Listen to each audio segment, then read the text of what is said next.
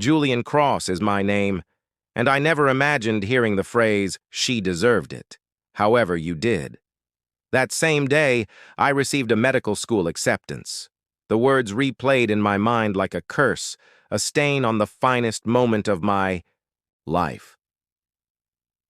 Marble and I had been whispering those dreams into existence for years.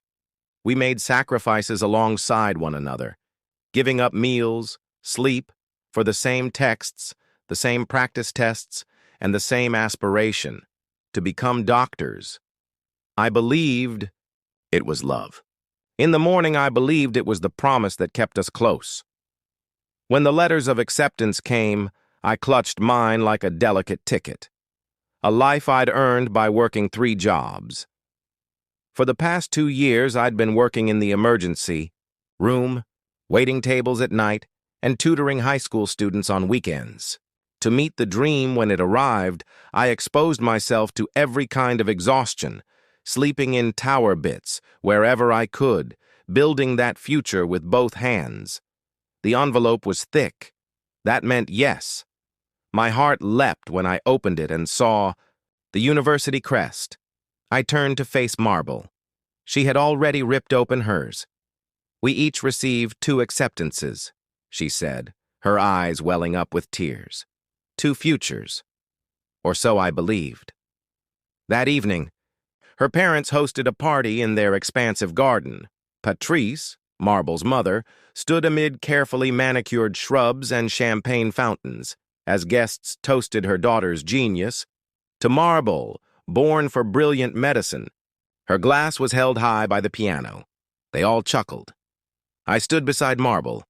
Smiling on the outside, I kept my letter tucked in my jacket pocket. When I had a quiet moment with her parents, I told them I'd been accepted as well, and, with all the humility I could summon, asked if they would be willing to assist with tuition.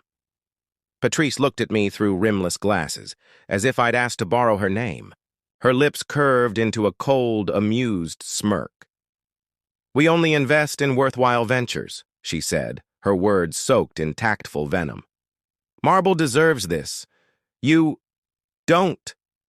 Her husband offered me a small, ineffective smile and filled my cup. I stood there, drink in hand, still warm from the bus ride up, wearing my one nice blazer.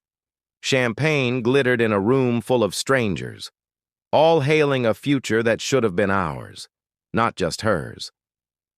Marble didn't seem to hear her mother's words, or maybe she did, but didn't pause the stream of praise and admiration. She was glowing, joyful, grateful, and I wanted to be. But the words kept echoing. "She deserved it. You didn't." Like I had sneaked in through a side door and they were just realizing my labor was insignificant. That standing beside her was a luxury I couldn't afford. As the party dwindled and guests started summoning Ubers and luxury SUVs, I sat on the garden wall and gazed at the stars. I told myself it was just a bad night when Marble joined me. Her heels clicking quietly across the stone, she rested her head on my shoulder. "Can you believe we made it?" she whispered. I turned to her. But for a moment, I didn't recognize her. Everything around her had changed. Even though she looked the same, this world, this moment, it was built for her. And I didn't see a place for myself in it. "Yes," I said. "We made it." But the truth was growing in me like a lump I couldn't swallow. The joint account we'd opened barely had enough. I was still working part-time, trying to save for my deposit. Meanwhile, her parents wired tens of thousands. Without blinking, I started counting how many shifts I'd need just to afford textbooks. Still, I believed love could bridge the gap, that we were a team. But I stayed quiet that night. I didn't bring up Patrice's remarks or how they made me feel. I told myself I didn't want to ruin her moment. But deep down I was scared. Scared she might agree with her mother, that she'd look at me the same way, valuing me only by my bloodline. So I stayed silent. She left early the next morning. Celebration brunch with her new study group. Out of habit, I checked our joint account. The balance had dropped. Half. My tuition and rent were due in a week. Did you use the account? I texted her. 5 days before the deposit deadline. She replied, yeah, I needed it for the move. My parents will reimburse. But the money never came. And neither did the promise. So I began selling things. My bike, my keyboard, even my gaming laptop. I petitioned the financial aid office for an extension. They said no. My spot would go to someone better prepared. I didn't tell her. When Marble got home that evening, she was buzzing. New apartment near campus, her white coat orientation packet. I smiled, nodded, kissed her forehead. Then I went to the bedroom. The acceptance letter from my desk drawer, the one I could no longer afford to honor, and tucked it away.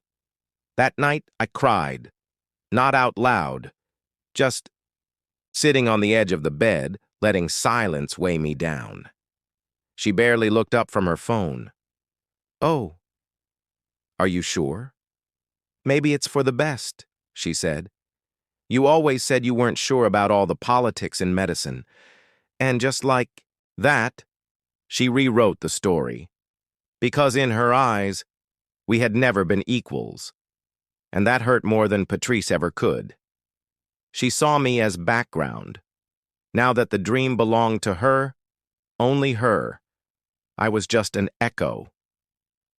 At her celebration dinner, everyone toasted her genius. The sound of crystal clinking on crystal drowned out everything else. They'd rented the top floor of a Marble restaurant, city views, orchestral music, pride plated like gold.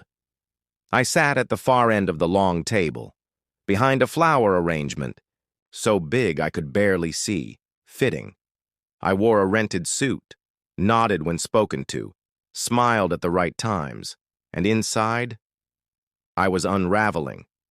Then Patrice raised her glass. Fork clinked to glass. She waited for silence, then smiled at Marble. Our Marble was born for this, she said. Some people are just more equipped for greatness. Some people follow. Some people support. Then she turned to me, with that same sneer. The laughter that followed was kind, but pointed. A few guests looked my way. Marble chuckled, not harshly, but complicitly. She didn't flinch, didn't reach for my hand, didn't even glance at me. It hung in the air, as if I deserved it, and no one saw that I hadn't said a word all night, not even her. She didn't know I'd turned down the school already, that I'd called the admissions office and begged for more time, that the joint account we had built, sacrificed for, had been quietly drained to fund her move. She never asked, never